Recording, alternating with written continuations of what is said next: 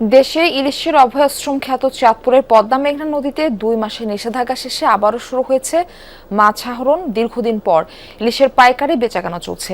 এ বিষয়ে বিস্তারিত জানাতে চাঁদপুর থেকে আমাদের সঙ্গে যুক্ত হচ্ছেন সহকর্মী ইব্রাহিম রনি। ইব্রাহিম, নিষেধাজ্ঞা শেষে হাট ও আড়তগুলোতে কেমন মাছ আসছে এবং বাজারে ইলিশের সরবরাহ এখন কেমন?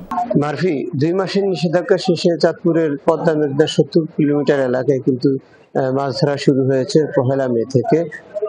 কিন্তু জেলেরা যেমনটি জানিয়েছেন, তারা এখনো কাঙ্ক্ষিত ইলিশের দেখা পাচ্ছেন না। গত কয়েকদিন তারা নদীতে গিয়েছেন, কিন্তু যে পরিমাণ ইলিশ তারা পাচ্ছেন তাতে করে তাদের যে জ্বালানি খরচ বা অন্যান্য খরচ যা আছে সেগুলো কিন্তু তারা তুলতে পারছেন না বলে অনেক জেলে জানিয়েছেন। আবার কেউ কেউ বলছেন যে যা পাচ্ছেন তা দিয়ে কোনো রকম খরচটা উঠছে।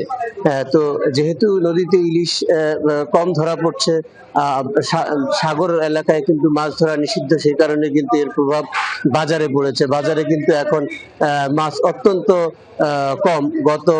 এই চাঁদপুর এই বড় স্টেশন মাছের আড়তে, এটি কিন্তু দেশের অন্যতম বৃহৎ ইলিশের বিক্রয় কেন্দ্র।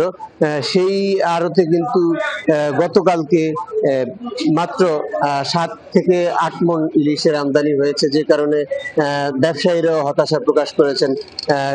ইলিশের আমদানি কম হওয়ার সঙ্গে সঙ্গে কিন্তু যেহেতু বাজারে ইলিশ কম, সে কারণে কিন্তু ক্রেতারাও কম আসছেন, কারণ এই সময়টাতে ইলিশের দাম অত্যন্ত বেশি।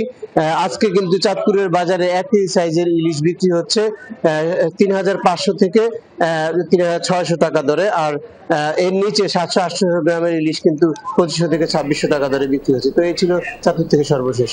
ইব্রাহিম, ধন্যবাদ জানাচ্ছি আমাদের সঙ্গে যুক্ত হওয়ার জন্য।